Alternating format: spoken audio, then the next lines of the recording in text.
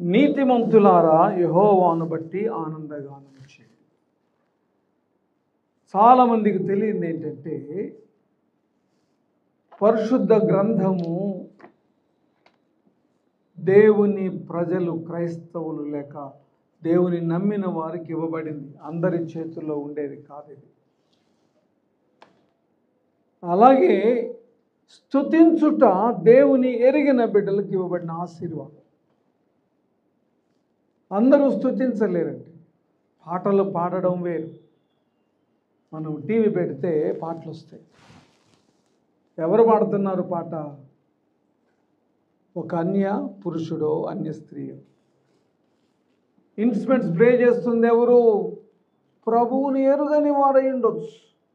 ఎందుకంటే వారు కట్టుకున్న దారం కనిపిస్తుంది. పాట రాసింది ఎవరు? ఒక క్రైస్తవుడు. పాట ఎవరైనా రాయొచ్చు, మ్యూజిక్ ఎవరైనా ప్లే చేయొచ్చు, పాట ఎవరైనా పాడొచ్చు. కానీ అక్కడ స్తుతి ఉందా? బైబిల్ ఏముందో తెలుసా అండి? దూతలు 2 రెక్కలతో తమ పాదములను కప్పుకొని, 2 రెక్కలతో తమ కన్నులను కప్పుకొని, 2 రెక్కలతో ఎగురుచు ఆ రెక్కల మధ్య వీణ వాయిద్యములు మ్రోగుచుండగా పరిశుద్ధుడు పరిశుద్ధుడు పరిశుద్ధుడని స్తుతిస్తున్నారు. కాళ్ళెందుకు కప్పుకోవాలి? ఈ మధ్య నాతో ఒకళ్ళు అన్నారు, ఒక క్రైస్తవ సహోదరి, ఒక ప్రీచర్, ఒక గొప్ప ఆర్గనైజేషన్లో ఉండేటువంటి ఒక ఆమె అందట, చెప్పులు వేసుకోవడం తప్పు కాదు చర్చిలోకి. అమెరికా వాళ్ళు వేసుకోవట్లేదా? ఇంకొకళ్ళు వేసుకోవట్లేదా? మోషేని చెప్పులు ఎందుకు ఇప్పమన్నాడంటే ప్రభువు మాట్లాడుతున్నాడు కాబట్టి. తర్వాత వేసుకోవచ్చు. చెప్పులు వేసుకొని దేవుని ప్రసంగం చేయవచ్చు.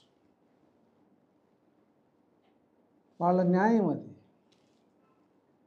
ఇంకొక సహోదరి, ప్రపంచంలో వెల్ నోన్ ప్రీచర్, ఆమె ఏమందంటే ముసుగు వేసుకోవాలని రూల్ ఏం లేదు. ఆనాటి కల్చర్లో అప్పుడున్న వాళ్ళకి దేవుడు రాయించాడు. హెయిర్ కట్ చేసుకుంటాం కావాలంటే, ముసుగు వేసుకోవాలని రూల్ ఏమైనా ఉందా? నాకు అనిపించింది ఏంటంటే బైబిల్ తప్పు వాళ్ళ ఉద్దేశం. బైబిల్ పరిశుద్ధాత్మ యొక్క నడిపింపుతో రాయబడలా. ఎవరికి ఇష్టం వచ్చినట్టు వాళ్ళు ఆ కల్చర్లో వాళ్ళకు వచ్చిన ఆలోచనను బట్టి రాశారు. అలా అనుకునే వాళ్ళు చాలామంది ఉన్నారండి. చర్చి డాక్ట్రిన్స్ అందుకే వచ్చినాయి. రకరకాల సిద్ధాంతాలు ఎందుకు వచ్చినాయో తెలుసా? వారి ఆలోచనకు తగినట్లుగా దేవుని వాక్యాన్ని బోధిస్తారు.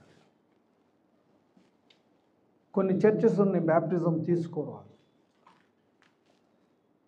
వాళ్ళ సంస్థకు సంబంధించిన ఒక జెండా ఉంటుంది. ఆ జెండా క్రింద నడిచి వెళ్తే బాప్తిస్మం తీసుకున్నట్టే. ఆయన ఏమంటాడంటే, ఆ ఫౌండర్, సున్నతిని తీసివేసి బాప్తిస్మమును ప్రకటించిన పౌలు కంటే నేను తక్కువ వాడనా? నేను బ్యాప్టిజం తొలగించి జెండా కింద నడవడం అనేది ఒక ఆచారం పెట్టాను. ఇది దేవుడు అంగీకరించాడు అన్నాడు. ఇంకొక ఆయన అంటాడు, ఒకవేళ మీరు చూస్తుంటారు, ఆ పేర్లు చాలా తక్కువ చోట్ల కనిపిస్తాయి, church of Jesus Christ of the later day saints, ఆ చర్చ్ పేరు. ఆయన ఏమంటాడంటే, యేసుక్రీస్తు కాలం అయిపోయాక ఆ స్థానంలో ఒక ప్రభువు నన్ను పిలిచాడు. యెహోవా సమయం అయిపోయింది, యేసుక్రీస్తు తర్వాత నేనే దేవుడునని ఆయన గురించి ఒక న్యూ టెస్టిమెంట్ రాశాడు. అదే చదువుతారు ఆ చర్చెస్. కొన్ని డాక్ట్రిన్స్ ఉన్నాయి, అవి నేను చెప్పడం లేదు, మీకు తెలిస్తే చదువుకోండి. వాళ్ళని మార్మన్స్ అంట. యేసు లేడు, పరిశుద్ధాత్ముడు లేడు, యెహోవా ఒక్కడే అని చెప్పేవాళ్ళు ఉన్నారు. యెహోవా కాలం అయిపోయాక ఆయన ఏమి చేయలేక యేసయ్యని పంపాడు, యేసయ్యని మాత్రమే పూజించాలనే వాళ్ళు ఉన్నారు. వాళ్ళిద్దరూ వద్దు, పరిశుద్ధాత్మను మాత్రమే పూజించండి, యేసు వెళ్ళిపోయాడు, పరిశుద్ధాత్మ మాత్రం పూజించండి అనేవాళ్ళు ఉన్నారు. మొన్న ఈ మధ్య నేను రాంగ్ టీచర్స్ గురించి కొన్ని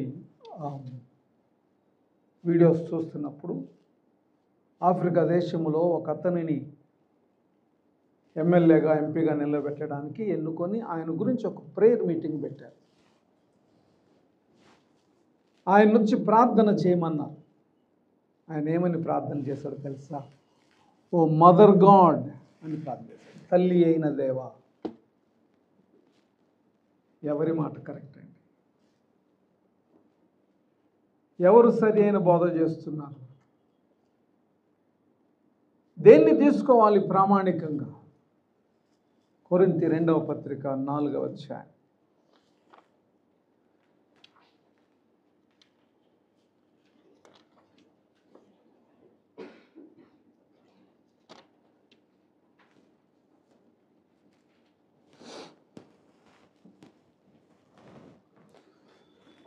కొరింథీ 2వ పత్రిక 4వ అధ్యాయం 2వ వచనం చదువుకుందాం. అయితే కుయుక్తిగా నడుచుకొనకయు దేవుని వాక్యమును వంచనగా బోధింపకయు సత్యమును ప్రత్యక్షపరచుట వలన ప్రతి మనుష్యుని మనస్సాక్షి ఎదుట మమ్మును మేమే దేవుని సముఖమందు మెప్పించుకొనుచు అవమానకరమైన రహస్య కార్యములను విసర్జించి ఉన్నాం. ఏది సత్యం? ఇంకొక మాట కూడా చదువుతాను, అదే అధ్యాయము 5-6 వచనం. అంధకారములో నుండి వెలుగు ప్రకాశించునుగాకని పలికిన దేవుడే తన మహిమను గూర్చిన జ్ఞానము యేసు క్రీస్తునందు వెల్లడిపరచుటకు, తర్వాత మాట చదవండి, మా హృదయములలో ప్రకాశించెను. దేవుని మహిమ మా హృదయంలో ప్రకాశించు కనుక మేము మమ్మను గూర్చి ప్రకటించుకున్నట్టు లేదు, కానీ క్రీస్తు యేసును గూర్చి ఆయన ప్రభువనియు మమ్మను గూర్చి యేసు నిమిత్తము మేము మీ పరిచారకులమనియు ప్రకటించుచున్నాం. జకర్యా ఎలిజబెత్ గురించి ఒక గొప్ప సాక్ష్యం ఉంటుంది. లూకా 1వ అధ్యాయం. దేవుని ఎదుట దేవుని కట్టడలలో నీతి విషయమై దేవుని ఎదుట నిరపరాధులుగా నడుచుకున్నారు, మనుష్యుల ఎదుట కాదు. ఒక దైవదాసుడు నాడు చనిపోయాడు, ఇప్పుడు లేడు ఆయన. ఆయన అన్నాడు, దేవుడు రాత్రి నాకు ఒక మర్మాన్ని తెలియజేశాడు. ఆ మాట అనగానే మనం ఏం చేస్తాం? ఏమై ఉంటుంది? వినడానికి ఆశపడతాం. నేను ఆయన దగ్గర కూర్చొని ఉన్నాను, ఇంకొంతమంది యవ్వనస్తులు. ఆయన అన్నాడు, దేవుడు ఏదెను తోటను ఆకాశానికి భూమికి మధ్యలో వేశాడు. వేసిన తరువాత మంటిని ఇక్కడ నుండి తీసుకొని అక్కడ ఆదామును తయారు చేశాడు. నేను ఇవన్నీ ఎందుకు చెప్తున్నానంటే, రాంగ్ టీచింగ్స్ గురించి మీకు తెలియకపోతే అవి బాగున్నాయి అనుకొని అటు వెళ్ళిపోతారేమో నేను భయంతో. అక్కడ చేసి వాళ్ళు పాపం చేసినప్పుడు దేవుడు వారు ఏ నేల నుండి తీయబడరు అక్కడికి వారిని పంపించాడని రాశాడు. అక్కడ నుండి ఇక్కడికి పంపించాడు. అందుకే ఇప్పుడు ఏదైనా తోట ఎవరికి కనపడడం లేదా? నేను అడిగాను, బైబిల్లో యూఫ్రటీస్ నది, పరాతు, ఇవన్నీ కూడా ఏదైనా తోట నుంచి బయటకు వచ్చినాయి అన్నాడు కదా, ఇప్పుడు అక్కడ నుంచి పారుతున్నాయి కిందకంటే అవన్నీ ఇప్పుడు మనకు అనవసరం. దేవుడు నాకు ఆదామాములను ఎక్కడి నుంచి చేశాడు అది మాత్రమే చెప్తున్నాను అన్నాడు. కొన్ని హెరిటికల్ టీచింగ్స్, రాంగ్ టీచింగ్స్ ఎలా ఉంటాయని నేను ఈ మధ్య కొన్ని వింటుంటే ఒక ఆయన అంటాడు, ఆదాముకు అవ్వను దేవుడు ఎముకలకు తీయక ముందు టెలిస్ ఏదో పేరు చెప్పాడు. ఆమె పరదైసు నుంచి వచ్చిందంట ఆదాముని పెళ్లి చేసుకోవడానికి. వాళ్ళిద్దరికీ ఒకళ్ళంటే ఒకళ్ళు పడక తిట్టుకుంటుంటే ఇలా కాదని ఎముకను తీసి ఆవన చేశారు. ఆదాము పుట్టక మునుపే ఇంకొక సంతానం ఉంది దేవుని భూమి మీద. ఎందుకంటే కయీన్ని శపించాడు దేవుడు. ఏమని శపించాడండి? చెప్పండి, మీరు కూడా చెప్పండి. ఏమని శపించాడు? నీవు తర్వాత ఆయన అన్నాడు, కయీను, నన్ను ఎవరైనా చంపుతారేమో, నన్ను కనుగొను వాడెవడో వాడు నన్ను చంపుతాడని దేవుడు అతను ముద్రేస్తాడు. ఇప్పుడు ఇతను చెప్పే వ్యక్తి ఏమంటాడంటే, ఆదాము, కయీను, హేబేలు, అవ్వ, ఈ నలుగురే ప్రపంచం భూమి మీద ఉంది. హేబేలు చచ్చిపోయాడు. ఆదాము, అవ్వ తల్లిదండ్రులు. నన్ను కనుగొను వాడెవడో అని కయీను అన్నాడంటే ఎంతోమంది ఉండుండొచ్చు కదా అప్పటికి. దేవుడు సృజించిన వారు కాకుండా ఉండుండొచ్చు కదా. అంత భయంకరం. ప్రతి మనుష్యుడు దేవుని సంఘమును, దేవుని బిడ్డల హృదయములను కలవరపరచి ప్రభువుకు దూరంగా తీసుకుని వెళ్ళి దేవుని సన్నిధి నుండి నాశనమునకు అప్పగించుటకు ఇష్టపడుతున్నాడు. తమ్మును సృజించిన దేవుడు తన తల్లిదండ్రుల ద్వారా అనేకులను పుట్టించునని కయీనుకు తెలియదా? ఆ మాట అందుకు అనకూడదా?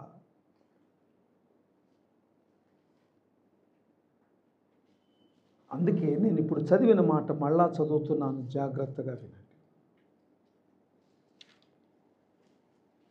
దేవుని వాక్యమును వంచనగా బోధింపవద్దు, కుయుక్తిగా నడుచుకొనవద్దు. సత్యమును ప్రత్యక్షపరచునప్పుడు అందరి మనస్సాక్షి ఎదుట నిన్ను నీవే దేవుని సముఖమందు మెప్పించుకో. మనుషుని మనస్సాక్షిని మెప్పించమనలేదు. నేను వాక్యాన్ని ప్రకటించేటప్పుడు దేవుని సన్నిధి మనందరి మధ్య దేవుడు ఉన్నాడు. బైబిల్ ఏముందంటే, ఎక్కడ ఇద్దరు ముగ్గురు నా నామమును కూడుదురో వారి మధ్య ప్రభు ఉన్నాడా లేడండి? ఇక్కడ నేను ఎవరైనా ఒక మనుషునో ఒక బలహీనమైనటువంటి బోధనో మనసులో పెట్టుకొని బోధిస్తే, నేను ఎవరినైనా విమర్శిస్తే వాక్యము చేత బలహీనంగా నేను దేవుని వాక్యాన్ని ప్రకటిస్తే శిక్ష పొందేది ఎవరని వినుచున్న మీరా, ప్రకటించిన నేనా? మరి మనుష్యులకు ఎలా సాధ్యమో వాక్యములో లేని వాటిని ప్రకటించుట. మనుష్యులు, క్రైస్తవులు ఎందుకు వాక్యము లేని స్థలానికి వెళ్ళి ప్రభువును ఘనపరచాలనుకుంటారు? ఎక్కడ చూచినా వాక్యము లేని చోట మనుషులు కలుసుకుంటున్నారు. వాక్యాన్ని ఉన్నది ఉన్నట్టుగా ప్రకటించని చోటకు వెళ్తున్నారు. కారణం ఏంటి? బైబిల్లో ఒక మాట ఉంది, దేవుని రాజ్యం బలత్కారముగా పట్టబడుతుందట. దేవుని సంఘమా, మన జీవితాలలో మనం నేర్చుకోవాల్సిన ఆత్మీయ సత్యం ఏంటంటే, ప్రభువును హృదయపూర్వకముగా దేవుని ఆత్మ చేత నింపబడి స్తుతించబడితే నీలో బలహీనతకు, రాంగ్ టీచింగ్స్కి తావులేదు. ఎందుకు? దేవుడున్న స్థలములో బలహీన బోధ ఉండదు, బలహీన ఆలోచనలు రావు, బలహీన తలంపులు రావు. దేవుడు ఉన్న చోట ప్రభువును గుర్చిన మాట తప్ప మరి ఏది ఉండదండి. బైబిల్లో ఏముందో తెలుసా? చూడండి, మలాకి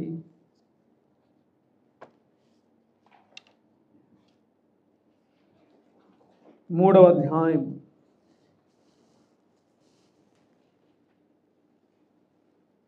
16వ వచనం. మలాకి 3:16. అప్పుడు యెహోవా యందు భయభక్తులు గలవారు ఒకరితో ఒకరు మాటలాడుకొనుచుండగా యెహోవా చెవియొగ్గి ఆలకించెను. మరియు యెహోవా యందు భయభక్తులు కలిగి ఆయన నామమును స్మరించుచూ ఉండు వారికి జ్ఞాపకార్థముగా ఒక గ్రంథము ఆయన సముఖమునందు వ్రాయబడి. దేవుడు ఉన్న స్థలములో దేవుని గుర్చిన స్తుతిని గుర్చిన అనుభవాలు తప్ప మరేవి మనకు ముచ్చటగా ఉండవు.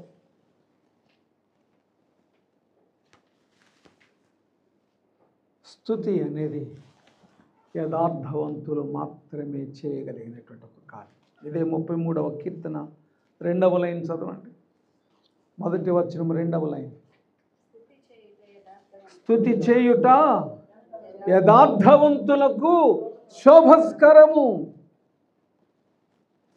యథార్థవంతుడు అనే మాటకు అర్థం ఏంటంటే పరిశుద్ధ హృదయము కలిగిన, పరిశుద్ధ ప్రవర్తన కలిగిన. స్తుతి చేయగలడు.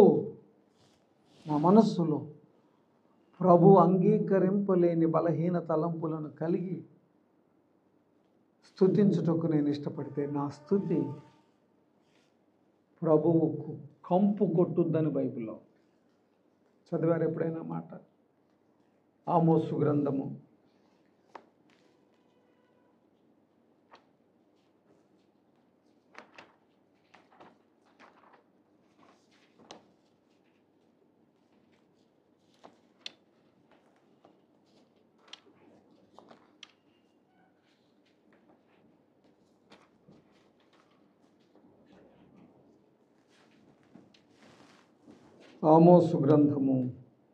5వ అధ్యాయం. ఆమోసు గ్రంథము 5వ అధ్యాయం 23వ వచనం.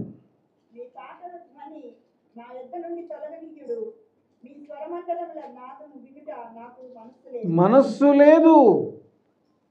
ఎందుకు మనస్సు లేదు ప్రభువా? పై వచనాల్లో అంటాడు, మీరు పాటలు పాడే పండుగ దినములను నేను అసహ్యించుకొనుచున్నాను.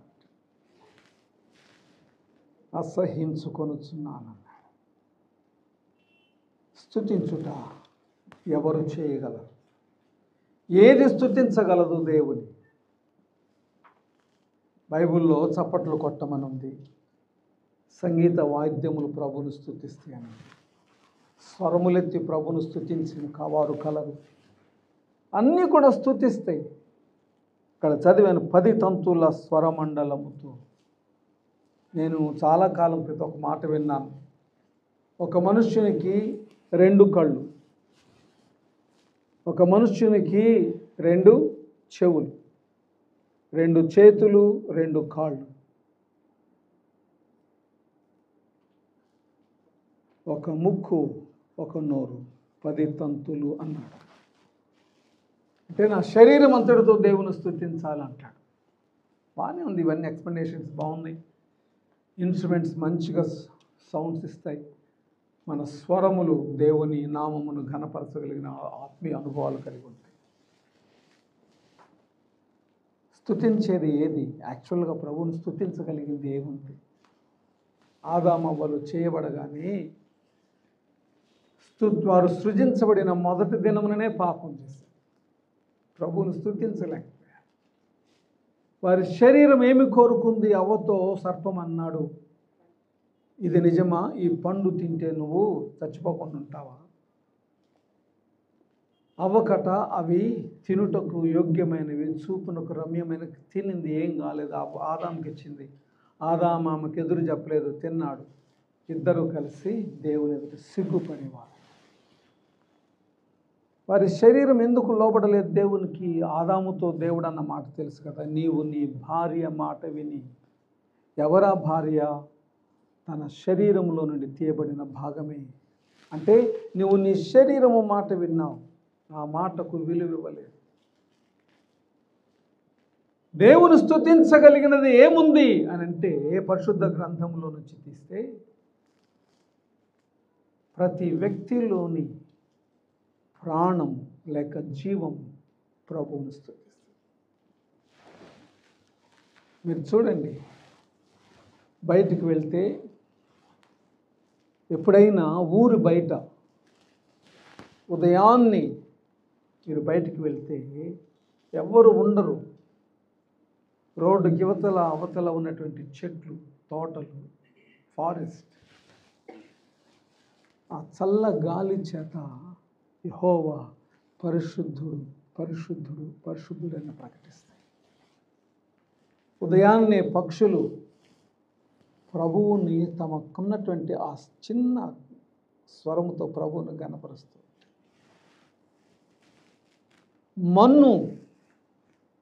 మన్ను ప్రభువును వేడుకుంటూ ఉంటుంది. మమ్మను మరలా నూతన పరచు ప్రభువా.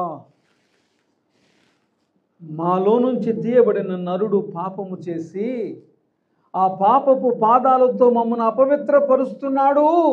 మరలా మమ్మను నూతన పరచు ప్రభువా. బైబిల్లో చూడండి, రోమాపత్రిక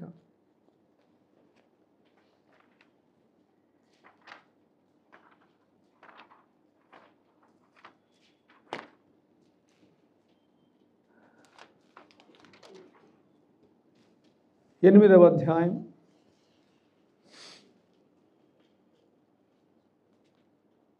19వ వచనం నుంచి. రోమా 8:19 నుండి చదువుతున్నాను. దేవుని కుమారుల ప్రత్యక్షత కొరకు సృష్టి మిగుల ఆశతో తేరి చూచుచూ కనిపెట్టుచున్నది. ఏలయనగా సృష్టి నాశనమునకు లోనైన దాస్యములో నుండి విడిపింపబడి దేవుని పిల్లలు పొందబోవు మహిమగల స్వాతంత్రము పొందుదునను నిరీక్షణ కలదై స్వేచ్ఛగా కాక దానిని లోపరచిన వాని మూలముగా వ్యర్థపరచబడెను. ఆదాము పాపం చేస్తే ప్రభు అన్నాడు, నిన్ను బట్టి నేను నేలను, నరుని పాపమును బట్టి భూమి వ్యర్థపరచబడింది. ఇప్పుడు ఆ భూమి విడిపింపబడవలనని స్వాతంత్రము కొరకు ఎదురు చూస్తుంది. దాన్ని దేవుడు ఏమన్నాడో తెలుసా? నెక్స్ట్ వచనం చూడండి. సృష్టి యావత్తు ఇది వరకు ఏకగ్రీవముగా మూలుగుచు ప్రసవ వేదన పడుచున్నదని. పక్షులు ప్రభువును స్తుతిస్తున్నాయి, నేల ప్రభువును స్తుతిస్తుంది, చెట్లు ప్రభువును స్తుతిస్తున్నాయి. పైన కనబడేటువంటి, నాకు కనబడేంత దూరం నుంచి భూమి మీద ఉన్నటువంటి ఈ విశాలమంతా ప్రభువును స్తుతిస్తుంది. ప్రభువును స్తుతించలేకపోతుంది మానవుడే. మానవునిలో జీవము లేదా? దేవుడు మంటితో నరుని చేసి ఆ నరుని నాసికారంధ్రములో జీవవాయువును ఊదాడు కదా. మరి ఆ జీవవాయువు ఏమైంది? ఎందుకు దేవుని స్తుతించలేకపోతున్నాం మనం? దేవుని ఆత్మ, దేవుని స్వరూపమందు దేవుని పోలిక చొప్పున చేయబడిన ఆత్మ నాలో ఉన్నది కదా, అది ఎందుకు స్తుతించలేకపోతుంది? నరుడు ఎందుకు దేవుని స్తుతించలేకపోతుంది? రోమా 7వ అధ్యాయం తర్వాత చదువుకున్న అక్కడ ఏముంటుందంటే, పాప నియమము ఆత్మ నియమమును చెరపట్టి లోపరుచుకొని. దేవుని బిడ్డ, నువ్వెందుకు స్తుతించలేకపోతున్నావో తెలుసా? హృదయపూర్వకముగా దేవుని ఎందుకు ఆరాధించలేకపోతున్నావో తెలుసా? కేవలం ఆచార రీతిగా మాత్రం ఎందుకు దేవుని స్తుతిస్తున్నామో తెలుసా? నేను దేవుని ఎదుట శరీరమందు నిలువబడ్డాను. నా ఆత్మ, నాలోనున్న ప్రాణము అరెస్ట్ చేయబడింది. ఆ మధ్యకాలంలో మనం ఒక స్టోరీ విన్నాం, డిజిటల్ అరెస్ట్. ఫోన్లో మాట్లాడుతూ నిన్ను కదలనివ్వరు, నిన్ను అరెస్ట్ చేస్తారు, నీ డబ్బు కాజేస్తారు. శరీరము కూడా ఆత్మని అరెస్ట్ చేసింది. కేవలం అరెస్ట్ చేస్తే చాలదు. బైబుల్ ఏముందంటే చెరపట్టి లోపరుచుకొనుచు. శరీరము మాట విని ఆత్మ పాపమునకు తన్ను అమ్ముకొనుచున్నది. అందుకే స్తుతించలేకపోతున్నా, అందుకే ప్రభువును ఘనపరచలేకపోతున్నా. ప్రభువును స్తుతించుట మనకు కావాలి. స్తుతించేటప్పుడు ఆయన కాళ్ళను చూడగలగాలి. స్తుతించేటప్పుడు ఆయన స్వరమును వినగలగాలి. స్తుతించేటప్పుడు ఆయన నా మీద ఉంచిన తన దక్షిణ హస్తపు బలము క్రింద నేను ఆయనకు ప్రతిష్ఠించుకోవాలి. ఇది కావాలంటే నాకు కావలసినది యథార్థత, ఆ ప్యూర్ హార్ట్. యథార్థత మాత్రమే ప్రభువు నాకు ఇచ్చినటువంటి ఆశీర్వాదపు అనుభవం. నేను యథార్థవంతుడనైనప్పుడు దావీదు తనకు కలిగిన బలము చేత, అధికారము చేత దేవుని మందస్సు పెట్టిన తేవడానికి వెళ్ళాడు. గర్వము, అధికారం ఉన్నప్పుడు దేవుని వాక్యము జ్ఞాపకానికి రాదండి. రాజు, గొప్ప సైన్యం ఉంది, ఐఎమ్ ద కింగ్ అనుకున్నాడు. సైన్యాన్ని పిలిచాడు, సైన్యాధిపతులను పిలిచాడు. ఎవడైనా అడ్డొస్తాడేమో, రెడీగా ఉండండి, మనం వెళ్ళి మందస పెట్టి తెద్దామని బయలుదేరాడు. మందస పెట్టి తెస్తున్నాడు. ఎలా తెస్తున్నాడో తెలుసా? కొత్త బండి, ఎప్పుడు దేనిని మోయని పశువులు తెస్తున్నాడు. దారిలో ఆ ఎద్దులకి ఏదో తగిలి పడబోతే దాన్ని నడిపించుచున్నటువంటి ఉజ్జా చేతితో, భయం కదా ఎక్కడ పడిపోతుందో, రాజు ఏం చేస్తాడో, చెయ్యి అడ్డు పెట్టాడు. ప్రభు అతన్ని చంపాడు. చాలామంది అన్నారు నాతోటి, ఏం తప్పు చేశాడండి, అమాయకుడు, దేవునిపై మందసం పెట్టి పడకూడదు అనుకున్నాడు, దేవుడు చంపేస్తాడా?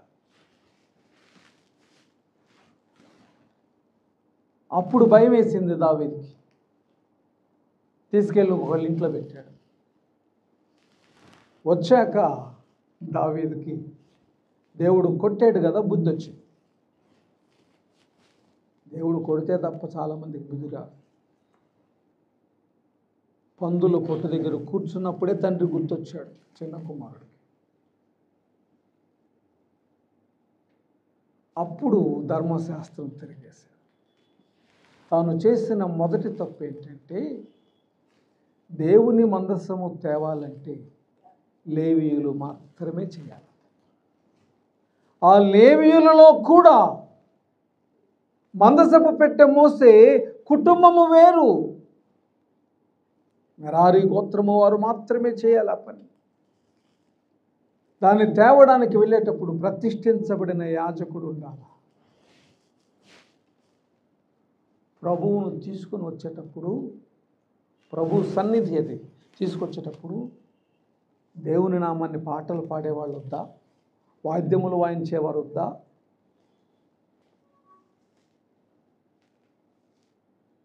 ఇవన్నీ పక్కకు పెడితే తెచ్చి ఎక్కడ పెడతావు? మనసు పెట్టింది తెచ్చి ఎక్కడ పెడతావు? దేవాలయం లేదు కదా. దావీదు దానిని ఎక్కడ ఉంచుతావు? దేవుని మందసం పెట్టడానికి ఒక స్థలమును సిద్ధపరిచావా? వెంటనే లేచి దేవుని మందిరము నిమిత్తమై, లేకపోతే దేవుని మనసు పెట్టిన ఒక స్థలమును అప్పుడు సిద్ధపరిచాడు. బైబిల్ చదువుకోండి. ముందు సిద్ధపరిచి లేవీయులను పిలిచి యాజకులను ప్రతిష్ఠించి సైన్యాన్ని కాదు తీసుకువెళ్ళాల్సింది, దేవుని బిడ్డలు. కొత్త బండి మీద కాదు మోయాల్సింది, ఎన్నడూ మోయని పశువులు కాదు మోయాల్సింది. అది ఎవరు చేస్తారో తెలుసా? ఫిలిష్తీయులు. వారు యెహోవాను ఎరుగరు. వారు మనసు పెట్టి తీసుకెళ్లారు, తమ దేవత గుళ్ళో పెట్టారు, దేవత పడిపోయింది, మళ్ళా నీళ్ళు పెట్టారు, ఈసారి ముక్కలైంది. భయం వేసి బంగారంతో పందికొక్కులను గడ్డలను చేసి వాళ్ళ ఆచారము చొప్పున ఒక క్రొత్త బండిలో ఎన్నడూ దేనిని మోయని ఎద్దులతో పంపించారు. పంపించేటప్పుడు కూడా 2 దారులు ఉన్నాయి. ఏ దారిని వెళ్తుందో, ఈ దారిని వెళ్తే అది దేవుని ప్రణాళిక అనుకున్నారు. ఆ దారిని వెళ్తే దేవునికి భయపడి వారు దేవుని కనపరిచారు. దావీదుకు బుద్ధి లేదా? ఎలా స్తుతించాలి దేవుని? అన్యజనుల ఆచారమును బట్టియా? అన్యజనుల ఆచారమును బట్టి ప్రభువును స్తుతిస్తావా? ప్రభువును స్తుతించడానికి కావలసింది మనుషులు కాదు, ఇన్స్ట్రుమెంట్స్ కాదు, యథార్థ హృదయం. వెళ్ళారు ఆ మందసపు పెట్టెకి, ఇటు 2 రింగులు, ఇటు 2 రింగులు ఉంటాయి. దానిని మోయడానికి ప్రతిష్ఠించబడిన 2 కర్రలను ఆ రింగులలో దూర్చి నలుగురు దానిని మోయించుండగా ముందు దేవుని ప్రజలు పాటలు పాడుతూ దేవుని యాజకులు స్తుతిస్తూ వెళ్తుంటే నాట్యము చేశాడు.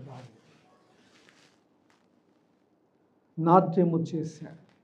దేవుని బిడ్డ, శరీర సంబంధమైన నాట్యము కాదది. హీ వాజ్ ఎ కింగ్, రాజు. రాజు ఎలా ఉండాలండి? రాజు ఎలా ఉండాలి? నాట్యం చేస్తున్నాడు. ఎలా నాట్యం చేస్తున్నాడంటే, దావీదు భార్య మీకాలు చూచి అతనిని హేళన చేయునంతగా. పిచ్చోడువా? ఏ నాట్యం అది? నాట్యం చేయాలంటే ఒక క్రమం ఉండాలి. పక్కనోడు ఎట్ట చేస్తే అట్ట చేయాలి, అంతేగా? దావీదుకు అది తెలీదు. దావీదుకు తెలిసింది ఏంటంటే, ఆత్మావేశముతో ప్రభువును స్తుతించడానికి తన దేహం అంతటిని దేవునికి అప్పగించాడు. That's called dance. దావీదు వలెని పాట రాశాడు ఒక ఆయన. దానికి కొన్ని స్టెప్స్ పెట్టాడు కొంతమంది డ్యాన్స్ మాస్టర్స్. దాన్ని మనం పాటిస్తాం.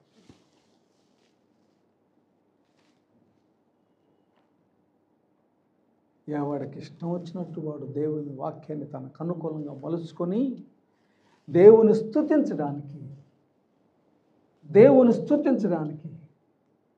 వారి శరీరములను, ప్రాణములను, ఆత్మలను బలహీనతకు అప్పగించుకుంటున్నారు. అందుకే చర్చ్ ఆఫ్ క్రైస్ట్లో ఒక భాగం ఉంది. వాళ్ళు ఏమంటారో తెలుసా? ఇన్స్ట్రుమెంట్స్ వాడొద్దు, ఆత్మలో పాట వాడండి. వాళ్ళు చెప్పేది బాగానే ఉంటుంది. ఆత్మతో ఆరాధించడమే చేతగాని వాళ్ళు ఆత్మతో పాటలు ఏం పాడతారండి? ఇన్స్ట్రుమెంట్స్ వాడొద్దు అంటాం కూడా తప్పే. ప్రభువు స్తుతించబడేటువంటి అనుభవాలు అందులో నుంచి వస్తాయి.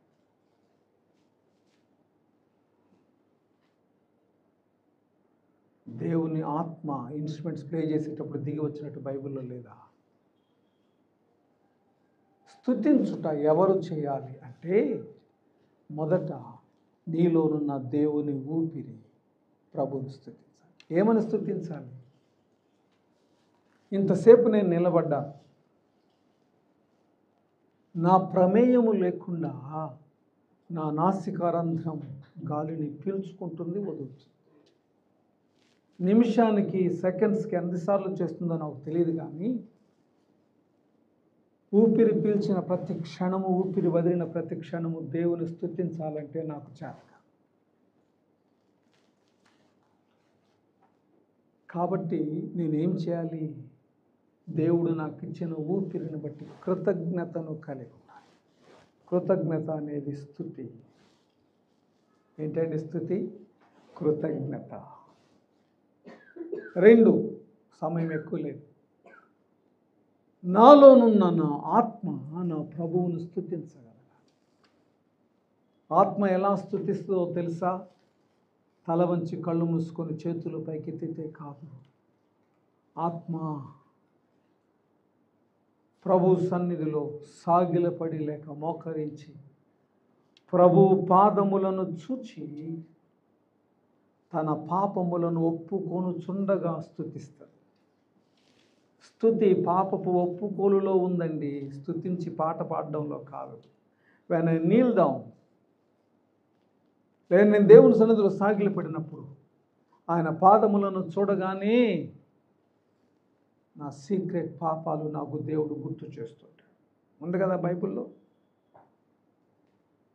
నా పాపములు నాకు గుర్తు చేయబడినప్పుడు కన్నీటితో ఆయన పాదములను కడిగి ఆ స్త్రీ వలె, పాపాత్మురాలైన స్త్రీ వలె ఆయన పాదములను కడిగి వాటిని ముద్దు పెట్టుకోవచ్చు. ప్రభువా, ఇంతటి పవిత్రత, యోగ్యత పాపినైన నాకు ఇచ్చినందుకు వందనాలని కన్నీరు కారుస్తుంటే దానిని స్తుతి అంటారు.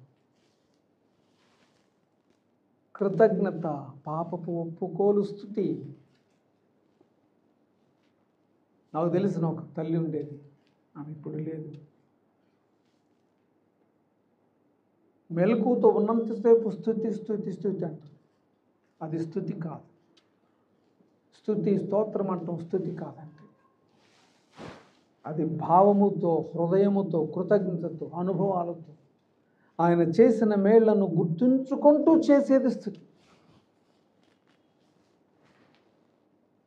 మూడవది, నేను ఈ మాటతో ముగిస్తాను, దేవుని చిత్తమైతే నెక్స్ట్ వీక్ చూద్దాం. మూడవది ఏమిటి స్తుతించాలో తెలుసా? నాలో ప్రవహించుచున్న రక్తము స్తుతించాలి.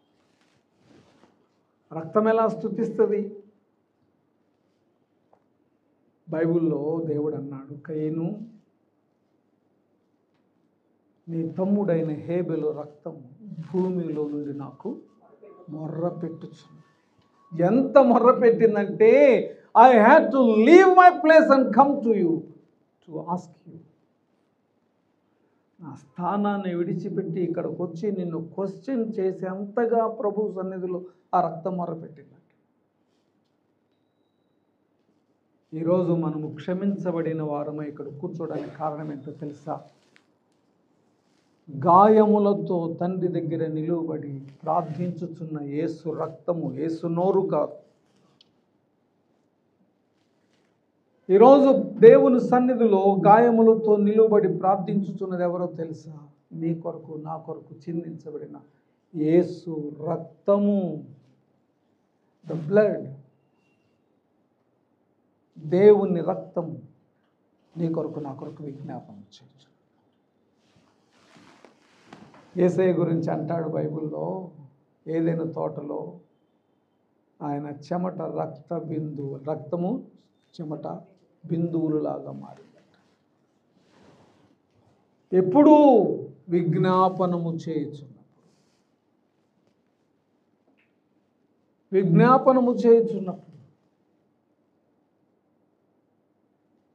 చూడుము గెత్సేమనే తోటలో నా ప్రియుడు పాపి నాకై విజ్ఞాపన చేసేడు ధ్వని వినబడుచున్నది. పాపి కొరకు ప్రభువు చేసిన ప్రార్థన రక్తపు చెమట. నా నోరు ఎంత ప్రార్థన చేయగలదో తెలుసా? ప్రభు సన్నిధిలో మోకరిస్తే, ప్రేయర్ పాయింట్స్ రాసుకొని ప్రార్థన చేస్తే గంట చేయగలను. అది ప్రార్థనేనా?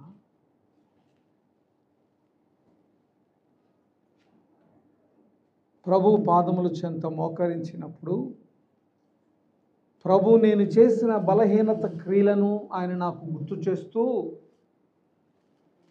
నిన్ను క్షమించనా అని అడిగితే నాలో వచ్చే కన్నీరు చేసే ప్రార్థన ప్రభువుని స్తుతిస్తుందండి. నా రక్తము ప్రభు ఎదుట క్షమించబడుటకు యోగ్యమైనది కాదని ఎరిగి కృప కొరకు వేడుకుంటే దానిని స్తుతి అంట. బైబిల్ ఏమన్నాడో తెలుసా? నీ పాపము నీ వస్త్రము మీద రక్తపు మరక వలె కనబడుచున్నది. మన పాపము మన వస్త్రము మీద రక్తపు మరకలాగా కనబడుతుంది. రక్తపు మరక పోదు. ఇప్పుడు అది పోవాలంటే ఎలా? అందుకే ప్రభు అన్నాడు, గొర్రెపిల్ల రక్తములో తన వస్త్రమును ఉదుకుకొనిన వాడు ధన్యుడు. దేవుని బిడ్డ, దేవుడు స్తుతించమని ఈ కీర్తనలో చెప్పినప్పుడు మొట్టమొదట పలికిన మాట ఏంటో తెలుసా? నీతిమంతులారా, నీతిమంతులారా. ఎవరు నీతిమంతుడు? నీతిమంతుడు ఒక్కడూనూ లేడు. మరి నేను నీతిమంతుడనా? ఎవరైనా చచ్చిపోతే అక్కడ రాస్తారు, నీతిమంతులను జ్ఞాపకము చేసుకున్నట. ఎక్కడుందండి బైబిల్లో మాట? నీతిమంతులను జ్ఞాపకం చేసుకున్నట్టు ఆశీర్వాదకరమని బైబిల్లో ఉందా? లేదు. నీతిమంతుని జ్ఞాపకం చేసుకున్నట్టు ఆశీర్వాదకరమని మనం మార్చేస్తాం. నీతిమంతుని అనేది తీసేసి నీతిమంతులను. నీతిమంతుని. ఎవరు నీతిమంతుడు? నా ప్రభువు. నేను మరణించిన రోజున నా కార్డు మీద నీతిమంతుని అని అంటే అర్థం ఏంటంటే, చనిపోయిన వ్యక్తిలో నివసించిన యేసును జ్ఞాపకం చేసుకున్నట ఆశీర్వాదకరం. నన్ను కాదు జ్ఞాపకం చేసుకోవాలి. నా యందు నివసించి తన నామ మహిమార్థమై నన్ను మలుచుకున్న ప్రభువుని స్తుతించాలి. దేవుని బిడ్డ, స్తుతి అందరూ చేయగలిగారు. స్తుతి is not a contagious disease. అంటువ్యాధి కాదు. ఎవడో స్తుతిస్తున్నాడని నేను స్తుతించుట కాదు. స్తుతి నాలో మండవలసిన ప్రభు నిమిత్తమైన ఒక అగ్ని జ్వాల. అది నన్ను కాచుచుండగా నేను సజీవయాగముగా ప్రభువుని స్తుతించాలి. తలలోంచి ప్రార్థించుకుందాం. Thank you and God bless you.